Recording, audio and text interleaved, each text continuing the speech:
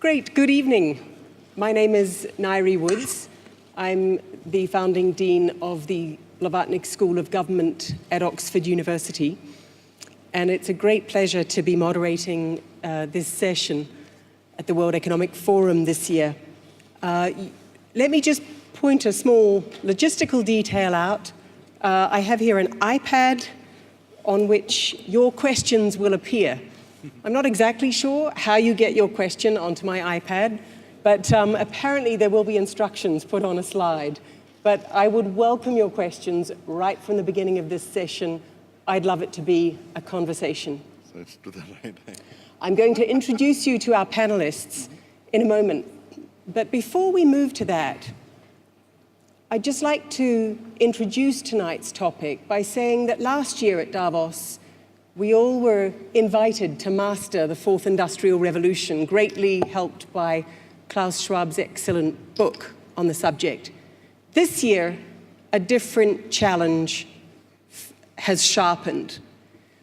People across Europe and across the United States have in a way risen up and said, we don't feel we belong and we don't feel we're being heard by leaders in the public sector and sometimes leaders in the private sector.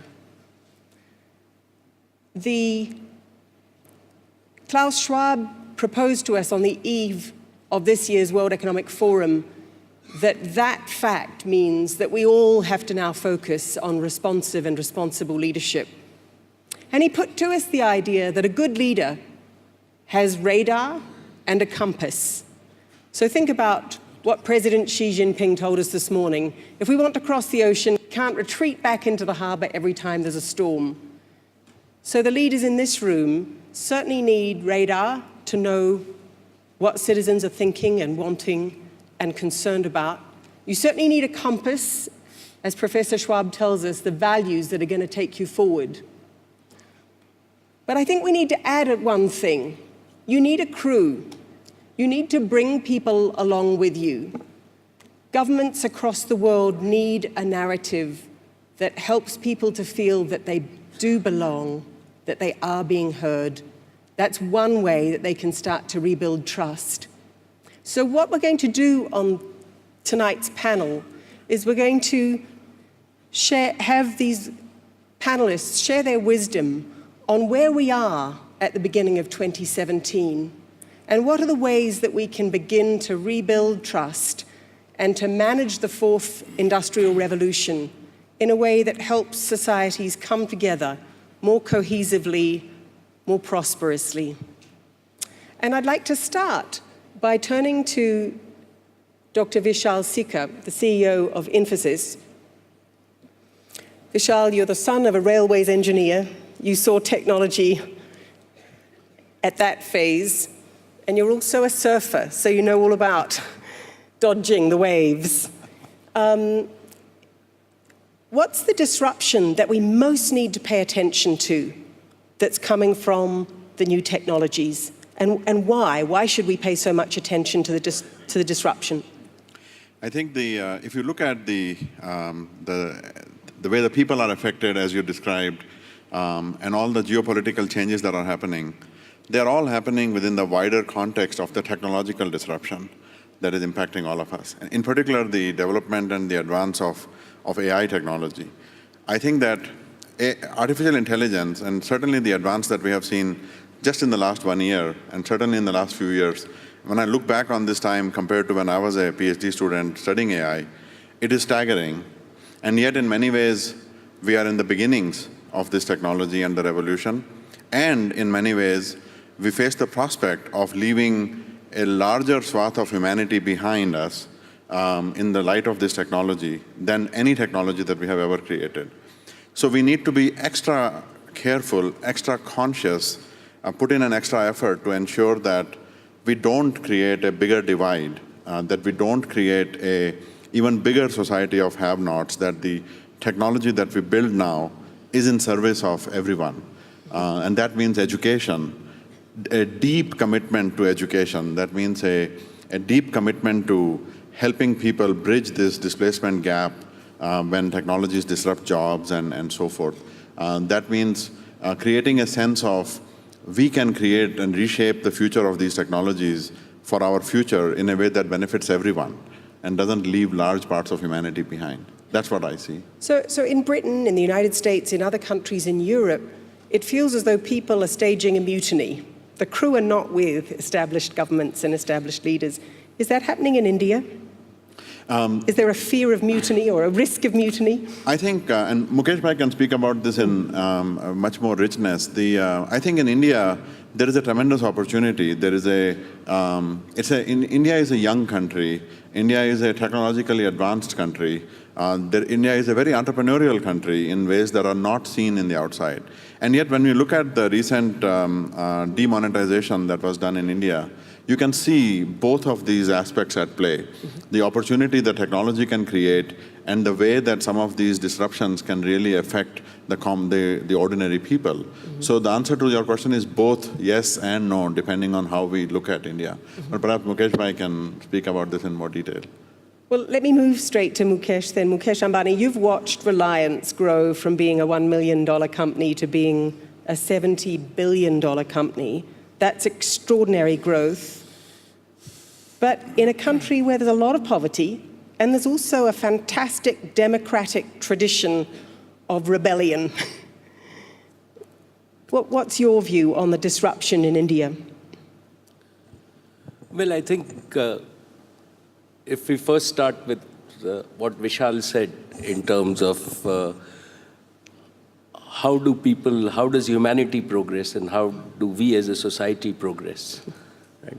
I think that at this time in India, we are blessed with having very strong leadership from our Prime Minister, Mr. Modi. He has painted a vision for India which creates foundations, because when you embrace technology, you should use technology for the good of all people. And I think that the technologies of the fourth industrial revolution really are all-inclusive and will benefit all.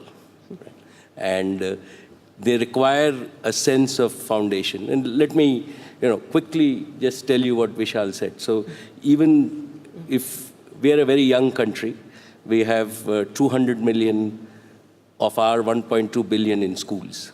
And clearly, education needs to transform itself.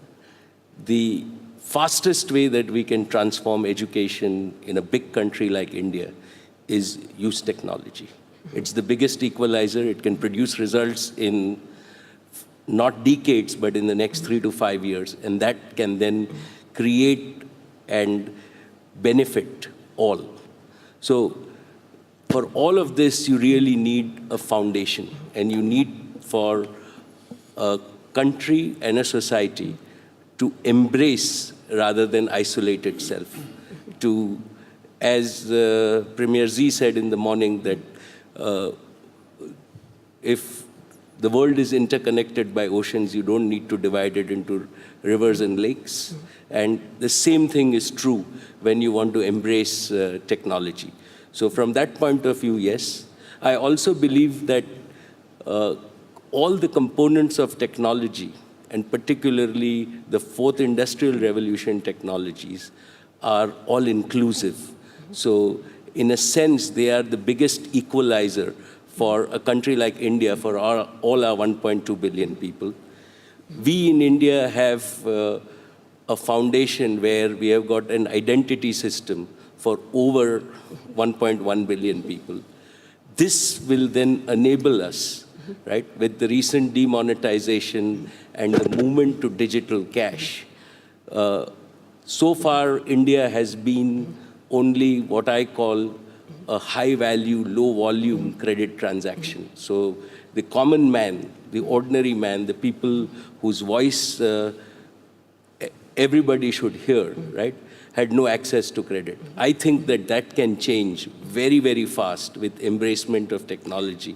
And there can be many such examples. So in summary, what is happening in India is that we are embracing technology for leadership. Our young people are embracing technology.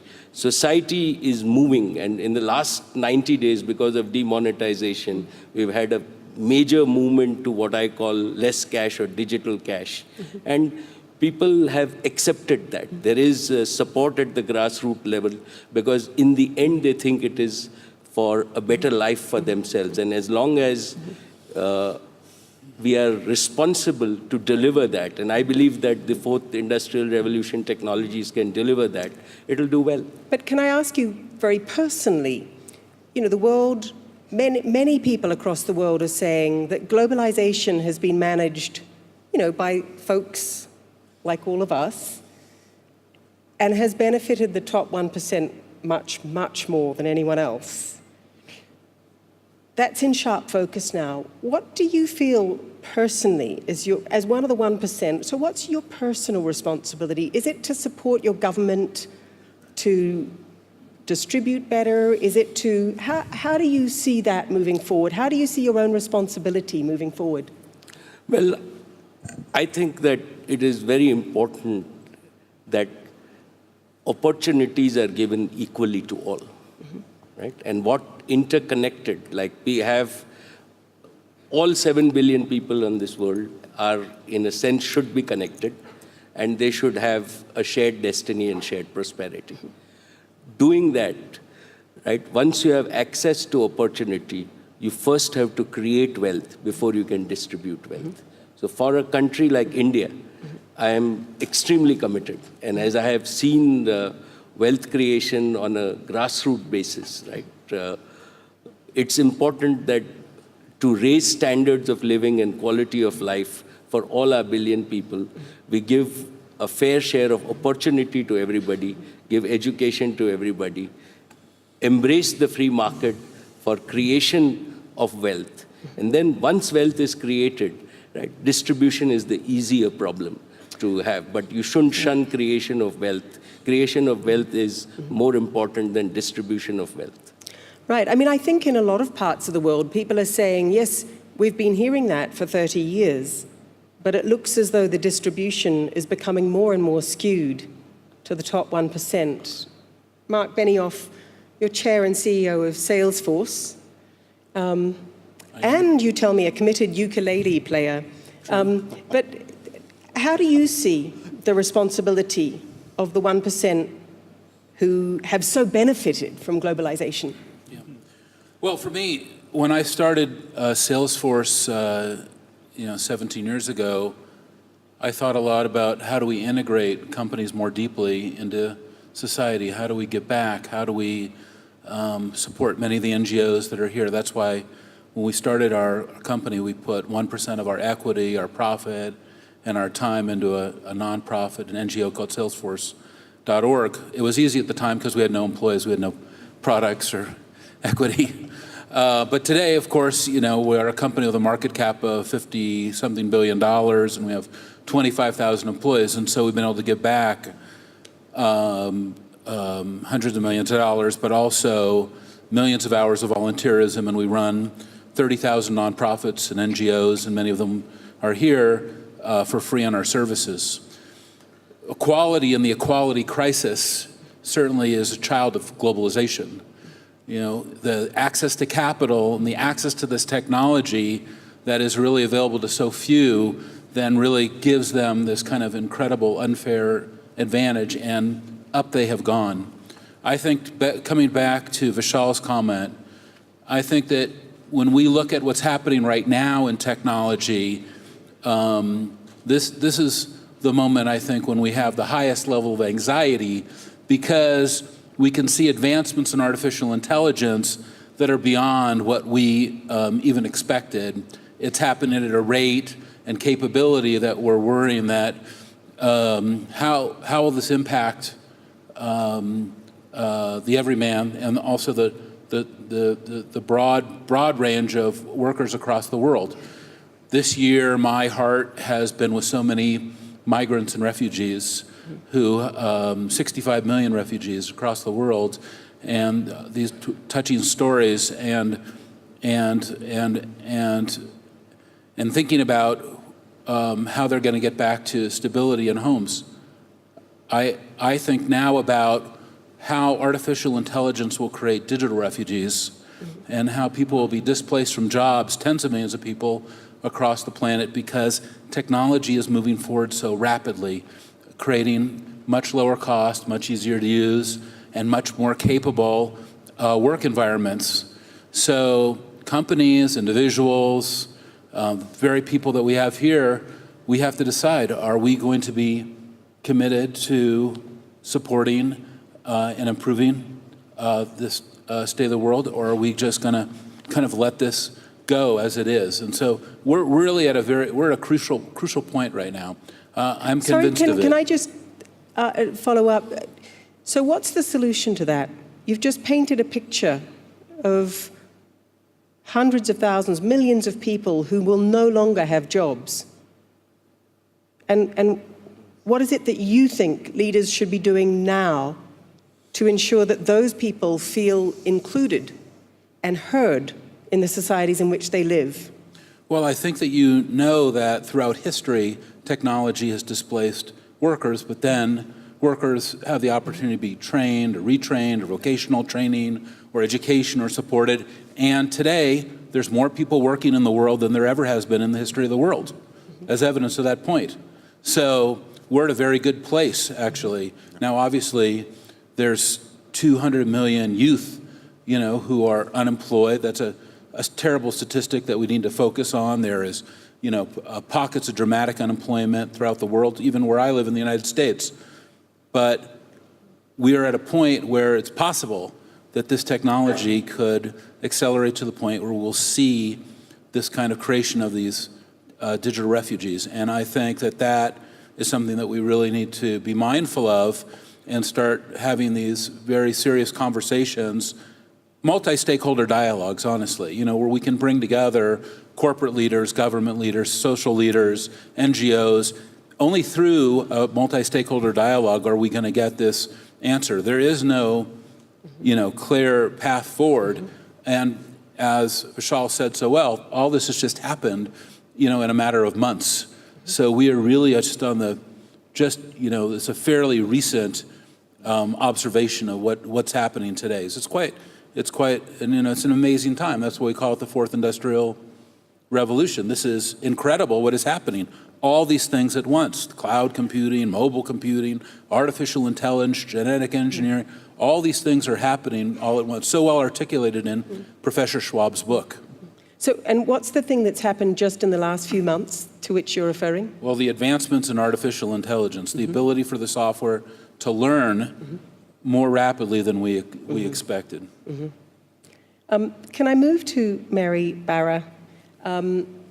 Mary, you grew up child of a die maker, but put yourself through college, and you've been at GM 36 years.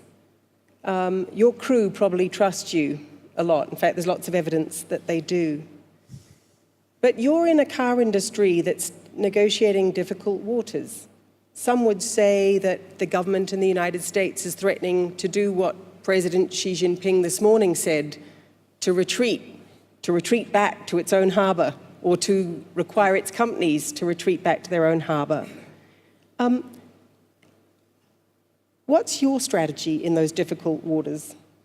Well, clearly the industry, the auto industry is undergoing, rapid transformation, as almost every industry is, in not only, advancements in, I'll say, the traditional owner-driver model, but then, the opportunities with autonomous that, do provide a lot of societal benefit when you think about the fact that whether it's the population that doesn't have the skills to drive or the physical ability to drive.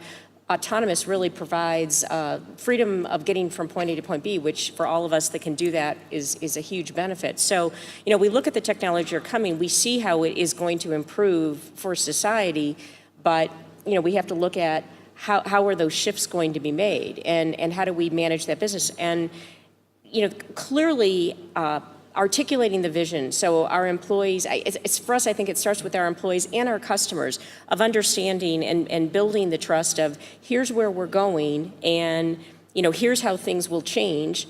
and how we have to adapt, but then also providing a roadmap. I've talked about the fact that you need to be incredibly transparent. In order to have trust, people have to, you really have to paint the picture and not only share the good news, but share the difficult news, and then the solutions how you're going to move forward. One of the other key areas, and a couple of the other panelists have mentioned, is education. And we're at General Motors investing a lot in not only educating our existing employees for the new technical skills that are going to be needed, but also reaching deep into all the communities in which we live and work, and the education systems there of how can we support to make sure there's more STEM education involved. And we just got involved with a strategic partnership was announced with Girls Who Code, because when you look at and deep diving into the middle school to make sure young girls are not making decisions at that point that are going to really make it more difficult for them to get involved in a technology field, because technology is a part of almost every industry. So there's an obligation that we feel to our employees in communicating and painting the picture of where they're going and providing the roadmaps that each individually eventually has to be accountable for, but then also reaching deeper into making sure that as we grow the workforce, as children enter the workforce and young adults, that they've got the skills that are going to be necessary. Because right now, not only do we have some that are unemployed, but we also have areas where there's jobs available and we don't have people with the skill set. So if you fast forward 10 years in your industry, will it be mostly robots? I still think the traditional owner-driver model of I get in, drive my own vehicle. Think that there's markets around the world that, they aspire to have that type of personal mobility. I think autonomous, if you put the customer in the center and look at how do I add value to people's lives, it's going to be the full range from the model we know today to dense urban areas that autonomous is going to make sense because it reduces congestion. Driving isn't that remarkable when you're in stop-and-go traffic with no place to park. And so if you look at solving real issues for the customer, I think there's going to be a wide variety of solutions for a very long time. But I guess I'm asking, when President-elect Trump suggests to a different company that they should produce their cars in America, not Mexico, there's an assumption that the jobs will go to American workers instead of Mexican workers, but surely in the end, it's just going to go to American robots. The people who make the cars... I think that's a bit of a jump. I think that's a bit of a jump. Having been in the company for 36 years and actually worked in the area where, when you look from a workforce perspective, yes, there's automation that's used, but when you need flexibility and you think about the customization that happens in our industry, the most flexible asset is a human being that can do different things. So I still think it's going to be a blend. I see it every day. And so I think that's oversimplifying what's really going to happen. Thank you. Chairman Xu, can I come to you? You're chairman of China's electricity grid company. You grew up in the countryside outside of Beijing. Yes. Your parents had no electricity, but you were part of a generation that did have electricity, and you were telling me about your love of reading, no doubt, with electric light. I doubt you dreamt that you would be heading China's electricity grid company. Did you dream that as a child? No. No. And now you're there, you've got a tough job because the Chinese people, the Chinese government say that they have a crisis of polluted air, polluted food, polluted water. And yet you've got 1 billion people to provide energy for. And you're right at the heart of that. Yeah. Is technology going to help you do that? Yes. Sure. I'm an electrical engineer, and I have been working for the power industry over 35 years already. In my childhood, it just started to electrification in the rural areas. But now, China's power industry is very strong. State Grid of China, Corporation of China, ranked number 2 in the Global Fortune 500, number 2 now. And with a turnover over $300 billion US dollars. And we are facing a lot of challenges. First of all, you know, China energy sector, the coal is dominated. So how to provide the electricity to the 1.3 billion people, and also with clean and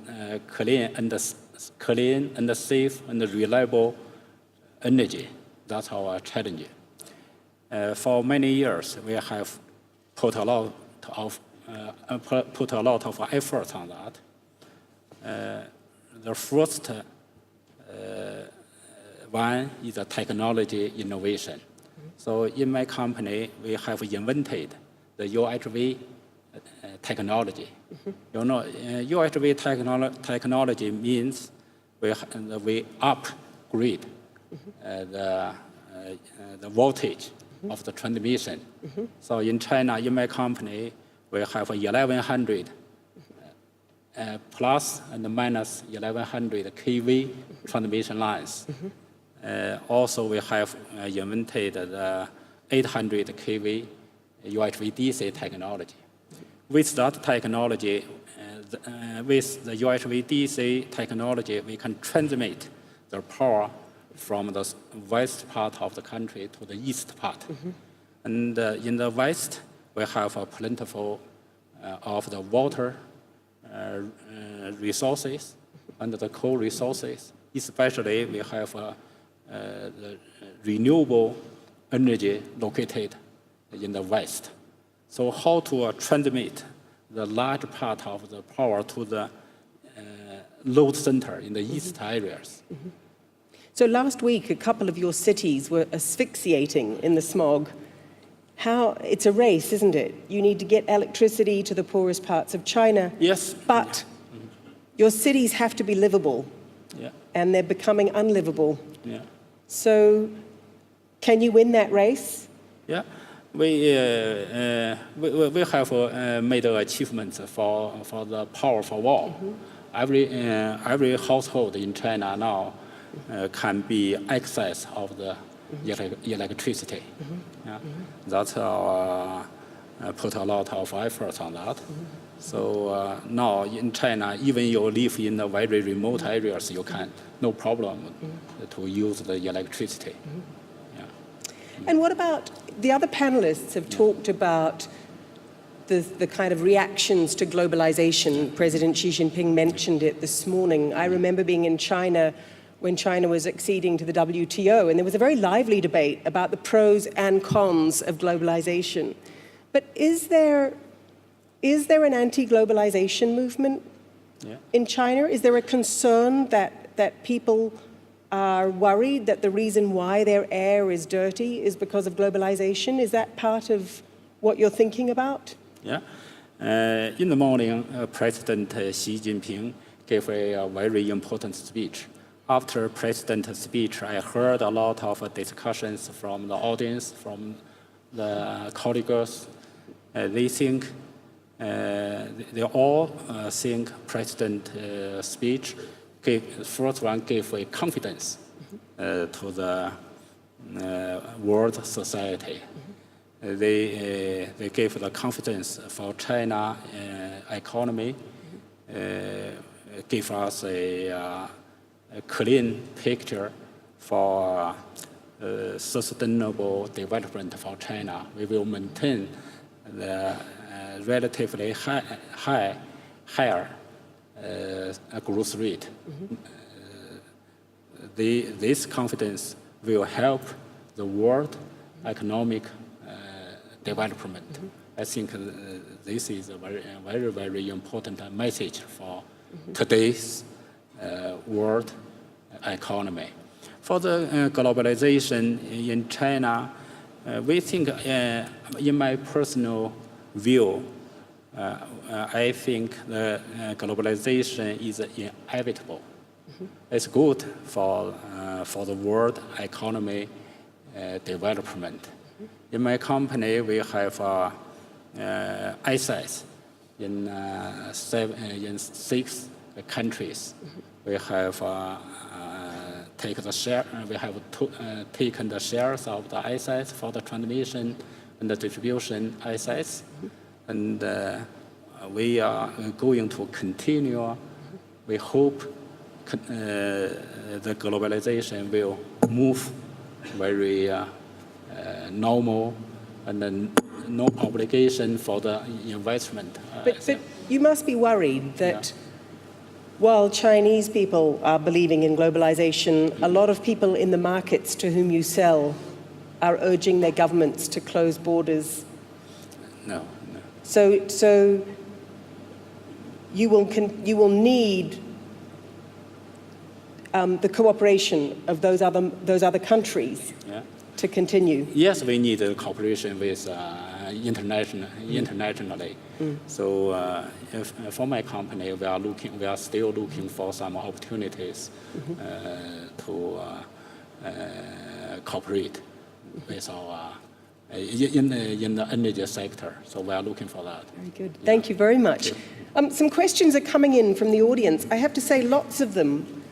And I'm going to throw this to all the panel, and the bravest one will put his or her hand up first. But the questions are quite a lot about when will the usual prescriptions of education and entrepreneurship be recognized as not good enough?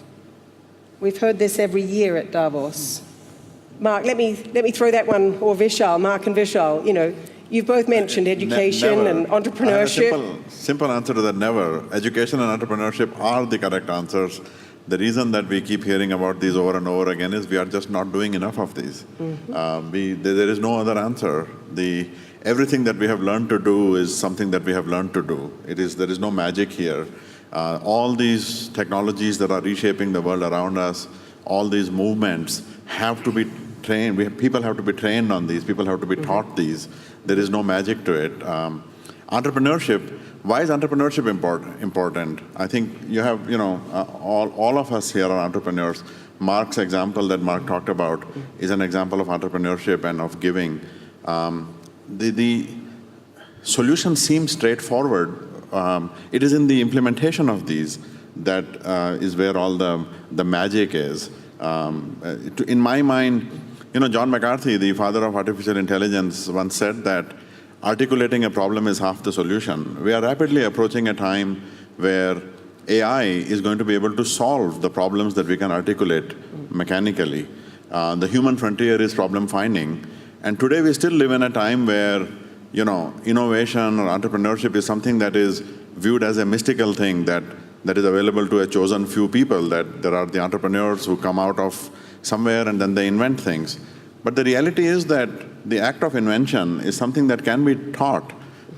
People can be trained to see something that is not there, and that if it was there, it would improve the world. And this is an act of entrepreneurship. So education and entrepreneurship are the answer. We just aren't doing enough of it. Okay, so Mark, you're nodding, but across the United States and Europe, there's been a mutiny this last year, a revolution. I'd like to go back to your last question first, which is I'm asking about that. Okay. So is it that people are just not doing the education and entrepreneurship? Well, I think you've got two different things going on. I think one is we're going to have to, exactly what Vishal said, number one is we're going to have to continue to explore new models of education. Certainly in the United States, our public school system needs all of our attention. I have encouraged every CEO to adopt a public school in the United States. I've done that. Our company has also adopted a public school district. Obviously, there's going to have to be new models of education, including vocational training, new ideas, things that have been pioneered here in Switzerland, but that may not be enough. We may also have to bifurcate to basic income as well. And that is something that you're hearing a little bit here at the conference. We've heard that in Guy Standing's session here, in his work. We see those basic income experiments happening even where I am in Oakland, funded by the CEO of Y Combinator, Sam Altman. We've seen them in other parts of Europe and Africa, in India as well. I think that is going to be potentially something that's going to have to be explored. We're entering some new territories. Mm-hmm. Is it time for a new code for private sector leaders. You know, some would say that we've come through a kind of cowboy period, frontier period, where anything goes because the benefits will eventually trickle down. But do you think we're now on the threshold of a different code? Well, I mean, that's why we're here at the World Economic Forum, where this forum is built on something that I believe is absolutely critical for the future, which is stakeholder theory, that CEOs can pivot to this idea that they're all about shareholders and that the business of business is business, or CEOs can pivot to stakeholder theory, which is what Professor Schwab pioneered in the early 70s and built this forum on, which is that a CEO has to take care of many stakeholders, not just the shareholders, but their, of course, customers, partners, employees, as well as their local community, their schools, the environment. These are all stakeholders. And as leaders, modern leaders here at this forum, we have to think about stakeholder theory as, I think, one of our key paths forward. Certainly, we're the engaging in multi-stakeholder dialogues, especially when you see all kinds of different voices emerging in the world, some that we might like, some that we might not like, but only through multi-stakeholder dialogue will we be able to elevate our consciousness and get to these answers. We are going through a major shift in the world. Everybody here knows that. And so these are some of the answers. One of the reasons that I love coming to this conference, by the way, is because it's built on that foundation. And I'd like to ask each of you, because you are all regulars, with the exception of Chairman Xu, who it's a delight to have with us this year. But so you come to the World Economic Forum and you do get this opportunity to debate values, challenges. Could you each give us an example of something that you've gone away and either thought differently about or changed in your own company as a result? Mukesh, do you have a thought on that? Well, I'll just add a few years ago, right? We changed the, as our own company became big and came out of our own interactions, that for a company, it's very important to generate societal value, right? All of us live in society. Society gives you a license to operate in a business, and until you add value to that, you just cannot do it only for your shareholders or your employees, or you have to make a difference. And we started measuring that, and we now publish that, and we make sure that everybody understands that societal value is important, because that is important for sustainability, because on an ongoing basis the corporation can survive. So that's one example that came out of interactions here, where we changed in the last 4 or 5 years. Mary, what would your example be, or what would you want this year's leaders to take away and do differently? Well, I think it really gets to truly focusing on the customer and solving real issues. And I think, when you really see an issue that you can solve, that's when people innovate. And it's not just entrepreneurs in one area of the country or the world, but it's everyone in their job of how do they make it better, how do they really focus on the customer. And I think also looking at all of the stakeholders. And so I think those are two things. At General Motors, we very much, we say we want to be the most valued automotive company, but it's not valuable to just our owners, but we feel as we work and have strong relationships and do the right thing across all of our stakeholders, that in the end will be the best solution for our shareholders. But the core of that starts with the customer and truly focusing on what is really going to add value to the customer, going to improve their life. And when you get a whole organization, 220,000 people looking at how do I improve every day, make it better, and focus on making decisions around the customer, it really energizes the entire company. I'd love to just add to what Mary said, because she's been an advocate for this, and I think that one of the key stakeholders in the world is women.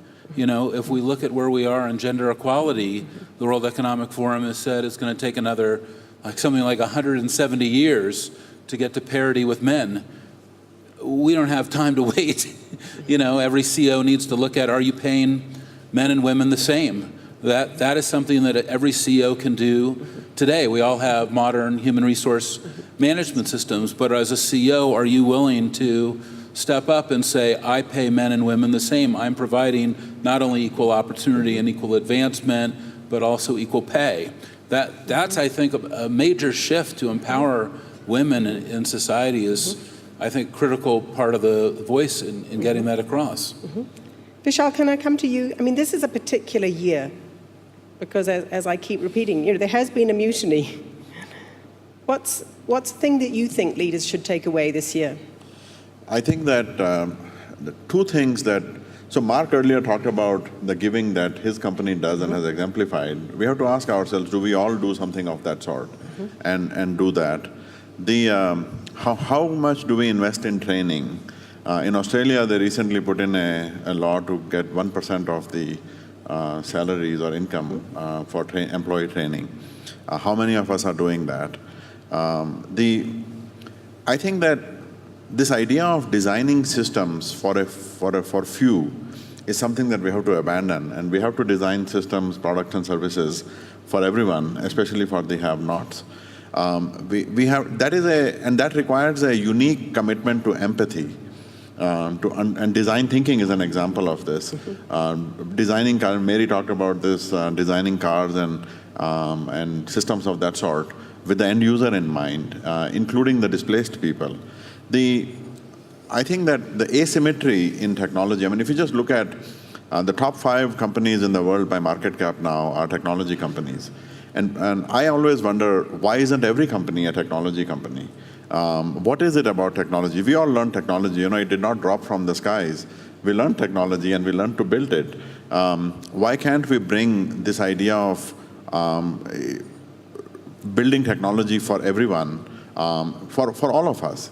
So I think inclusive technology, creating access to these things, we should, as corporations, as CEOs, as leaders, stop waiting around for somebody else to come and tell us to do things or for somebody else to do them for us, and instead take the initiative and in doing these things ourselves. And can I pick up with that? Because you're talking about inclusive technology. Now, what we can see the digital revolution has done is polarized societies, created echo chambers, people only talking to people who agree with them, and their views become magnified and polarized. We all live in very diverse societies. This is very dangerous terrain where society, instead of pulling more together, is fragmenting and pulling apart. Is there a software solution to that?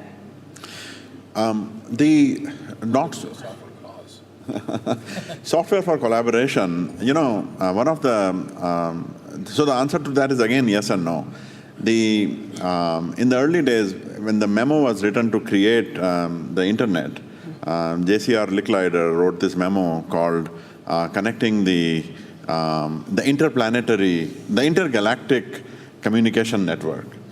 And the idea, because he thought that engineers will try to lowball things and then they will build a network for the planet, and which is what we ended up doing with the internet over the last 40, 50 years.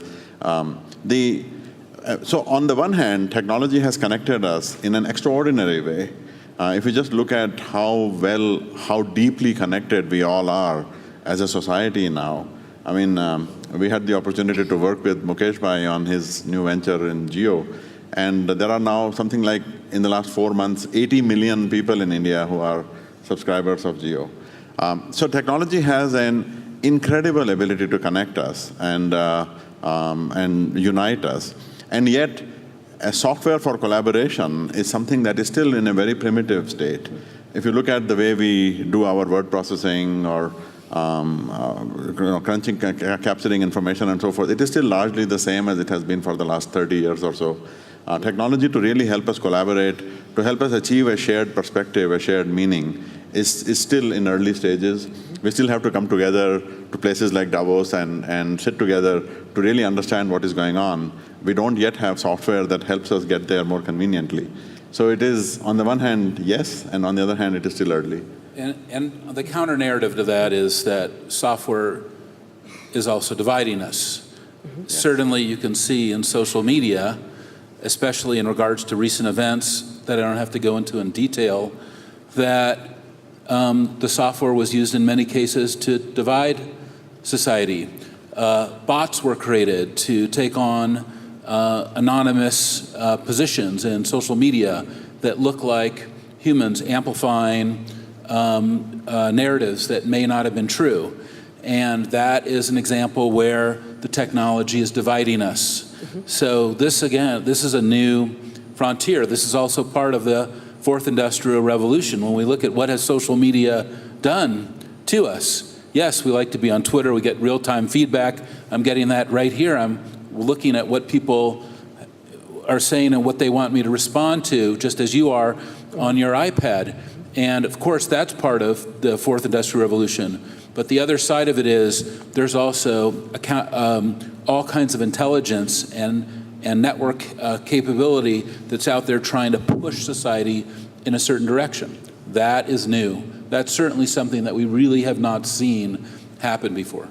So, but solutions from Mark or from anyone on the panel, you know, that this is dangerous stuff when the technologies become magnifiers of fear, of hatred of others, of polarization. Because we know that when people are afraid, they don't work together. And that means that they turn to governments, as it were, that don't permit them to work together, that control them and coerce them. So this is a pretty important moment so are there solutions? If technology is the driver of this, are there technology solutions for it? Well, I don't know if it's necessarily a technology solution, but I think now more than ever, corporations, governments, communities, and Mark said this before, we have to work together and, you know, and demonstrate and look at some of the broader issues that society as a whole, the world is facing, and take action. I mean, in the auto industry, you know, one of the things we feel very responsible for is how do we improve the environment and the investments that we're making in the technology leadership. So I think if you know, governments, countries, communities, if we work together to solve some of these issues and solve some of the bigger problems, I think it demonstrates, you know, that we can work together. I don't know if there's a software solution for people stepping back and wanting to listen and wanting to understand another point of view and respecting another point of view, even if it's not theirs. But I think there's a role that we can play that we have to work together in a way we haven't to this point. Chairman Hsu, can I come to you? Because an underlying theme of this mutiny is that international cooperation itself could be at risk. And you've led on international cooperation in technology in the IEC. What is most at risk there? Why is it that we really need international cooperation on technology in your sector? I mean, it's nice to have, but is there any part of it that is absolutely essential? Yes. I have been working for IEC for many years. IEC stands for International Electrotechnical Commission. The products of the IEC is standards. Standards can promote the international trade with technology standards. And IEC now has over 20,000 expertise engineers from all over the world. So with the IEC standardization, the manufacturers and the labs, and they can manufacture their products according to a unique standardization. This is much helpful. Do you think it's going to become more difficult, though? Not really difficult, because IEC was founded in 1906, 110 years already, and it's a very good working procedure. Everyone can participate for the standardization development. It's a very standard. We mean the standards are produced by consensus. People will agree. Every expert will has to be agree with the standards. And how important to that process is the fact that you all know each other? Yes. I mean, how long would you say the engineers in this group have been getting together from different countries? How long have you known your fellow engineers? Yeah, the IEC work, they divided many groups. We called it technical committee, TCs. In the TC, they are working in the specific area. For example, like electrical cars. The engineers come together. They meet several times in the year, and for one standard may take several years to finish a standard. It's very careful for the standardization, I should say. Yeah, no difficult. People are very enthusiastic to participate the standardization development. We can't say any difficult to do it.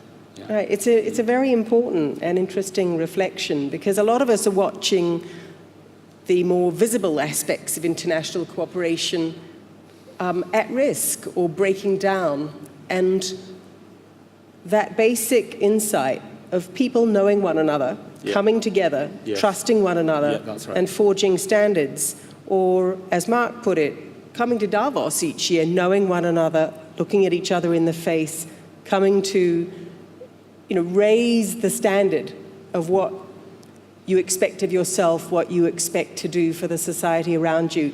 Could I ask you, before we close, I'd just like one sentence from each of you about what you think leaders across the private or the public sector or both, what is it that leaders should do differently this year as a result of the wake-up call of the last year? Vishal. Two things come to my mind. One is resolve to bring access to new technologies to everyone. And second one is resolve to create 1 billion entrepreneurs. Mark. Well, I've told you one thing, which is I think that every CEO needs to adopt a public school. I really think that we're going to pivot to where each of us is going to have to take personal action to overcome the kind of levels of inequality that we're seeing. As we kind of head back to our hometowns, wherever they are, you don't have to go very far, even in San Francisco, where I am, where I can find very high levels of inequality. I think that everybody has to really focus on this and take this seriously and do one thing. It could be adopt a school. It could be working more closely with an NGO.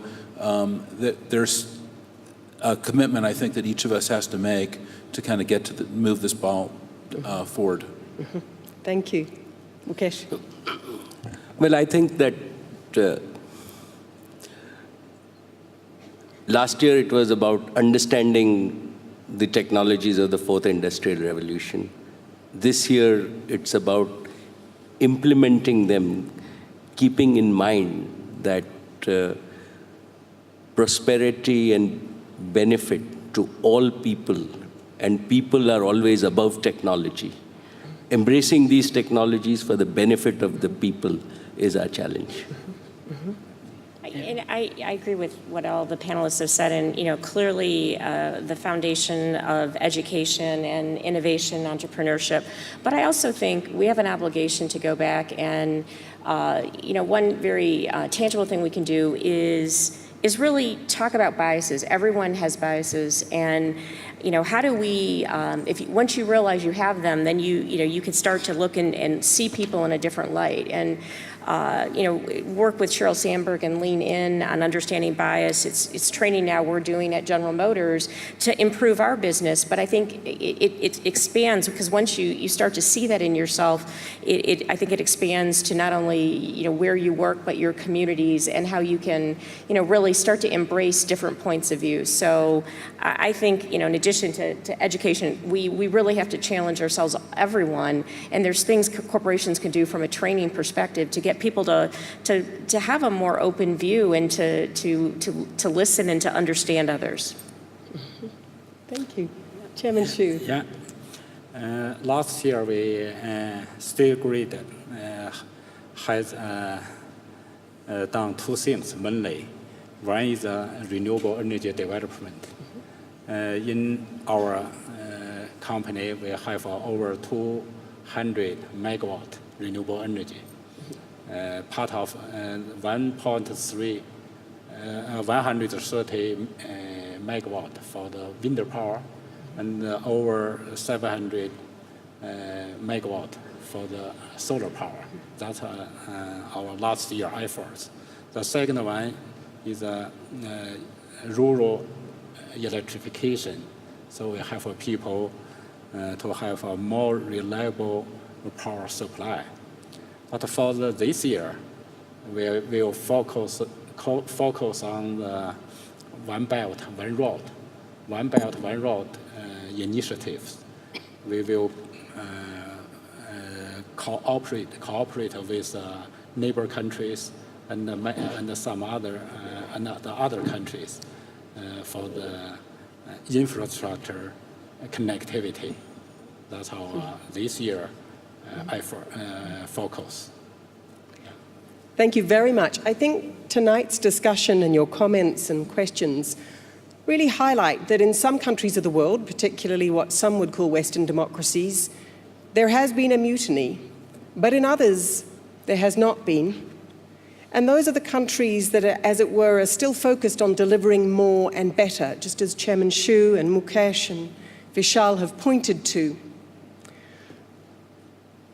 But I think in all of these countries, there is still a lesson from the last year, and I'd just like to come back to that as a rallying call for this year's Davos, which is that citizens are not just consumers. You can't just deliver to them, whether it's in Chinese factories or on the streets of India fighting corruption, whatever it is, or whether it's the young, disaffected, unemployed men in Europe who are joining terrorist organizations. Why? A huge part is a human need to belong and a human need to be heard. And if humans are not belonging to their national community or the narrative that their government sets for them, they will find others, and those others will jeopardize a lot of what most of us care about. So I think it's for Davos this year to bring all of this innovation, these ideas about how you bring people with you, Mary's ideas about how to do that in GM, Mark and Vishal's ideas about the values that you can bring behind that, Mukesh and Chairman Xu's ideas about the way they're delivering better. We need to bring all of that innovative energy to really thinking about how we can support communities locally and nationally to create a system in which people feel they belong and feel that they're being heard. Now you could say, I would say that, I'm the Dean of a School of Government, but government is absolutely central to that, because it's governments that use words, that create narratives, which either help people feel they belong, help them feel they've got a voice, or don't. And I think that's the innovation I'd love to see come out of Davos.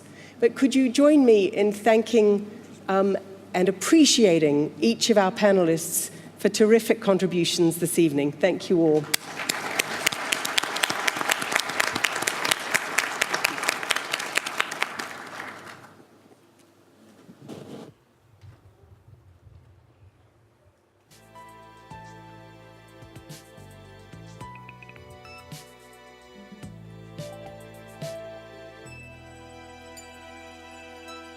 Britain, in the United States, in other countries in Europe, it feels as though people are staging a mutiny. The crew are not with established governments and established leaders. Is that happening in India? Is there a fear of mutiny or a risk of mutiny? I think, and Mukesh Bhai can speak about this in much more richness. I think in India, there is a tremendous opportunity. There is India is a young country. India is a technologically advanced country. India is a very entrepreneurial country in ways that are not seen in the outside. And yet, when we look at the recent demonetization that was done in India, you can see both of these aspects at play. The opportunity that technology can create and the way that some of these disruptions can really affect the ordinary people. Mm-hmm. So the answer to your question is both yes and no, depending on how we look at India. Mm-hmm. But perhaps Mukesh Bhai can speak about this in more detail. Well, let me move straight to Mukesh then. Mukesh Ambani, you've watched Reliance grow from being a $1 million company to being a $70 billion company. That's extraordinary growth. But in a country where there's a lot of poverty, and there's also a fantastic democratic tradition of rebellion, what's your view on the disruption in India? Well, I think you need to bring people along with you. Governments across the world need a narrative that helps people to feel that they do belong, that they are being heard. That's one way that they can start to rebuild trust. So what we're going to do on tonight's panel is we're going to have these panelists share their wisdom on where we are at the beginning of 2017 and what are the ways that we can begin to rebuild trust and to manage the fourth industrial revolution in a way that helps societies come together more cohesively, more prosperously. And I'd like to start by turning to Dr. Vishal Sikka, the CEO of Infosys. Vishal, you're the son of a railways engineer. You saw technology at that phase, and you're also a surfer, so you know all about dodging the waves. What's the disruption that we most need to pay attention to that's coming from the new technologies? And why? Why should we pay so much attention to the disruption? I think if you look at the way the people are affected, as you described, and all the geopolitical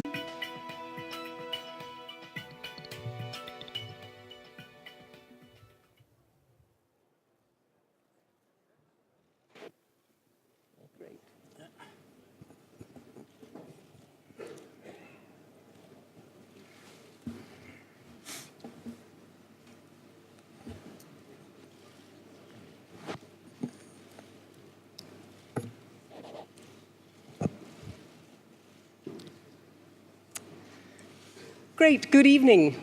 My name is Nairi Woods. I'm the founding dean of the Blavatnik School of Government at Oxford University. And it's a great pleasure to be moderating this session at the World Economic Forum this year. Let me just point a small logistical detail out. I have here an iPad on which your questions will appear. I'm not exactly sure how you get your question onto my iPad, but apparently there will be instructions put on a slide. But I would welcome your questions right from the beginning of this session. I'd love it to be a conversation. So let's do that right. I'm going to introduce you to our panelists in a moment. But before we move to that, I'd just like to introduce tonight's topic by saying that last year at Davos, changes that are happening, they're all happening within the wider context of the technological disruption that is impacting all of us. In particular, the development and the advance of AI technology. I think that artificial intelligence, and certainly the advance that we have seen just in the last 1 year, and certainly in the last few years, when I look back on this time compared to when I was a PhD student studying AI, it is staggering. And yet, in many ways, we are in the beginnings of this technology and the revolution.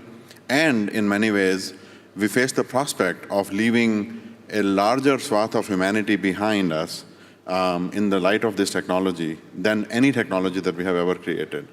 So we need to be extra careful, extra conscious, put in an extra effort to ensure that we don't create a bigger divide, that we don't create a even bigger society of have-nots, that the technology that we build now is in service of everyone. And that means education, a deep commitment to education. That means a deep commitment to helping people bridge this displacement gap when technologies disrupt jobs and so forth. That means creating a sense of we can create and reshape the future of these technologies for our future in a way that benefits everyone and doesn't leave large parts of humanity behind. That's what I see. So We all were invited to master the fourth industrial revolution, greatly helped by Klaus Schwab's excellent book on the subject. This year, a different challenge has sharpened. People across Europe and across the United States have in a way risen up and said, we don't feel we belong and we don't feel we're being heard by leaders in the public sector and sometimes leaders in the private sector. Klaus Schwab proposed to us on the eve of this year's World Economic Forum that fact means that we all have to now focus on responsive and responsible leadership. And he put to us the idea that a good leader has radar and a compass.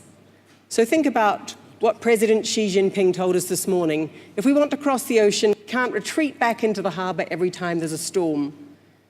So the leaders in this room certainly need radar to know what citizens are thinking and wanting and concerned about.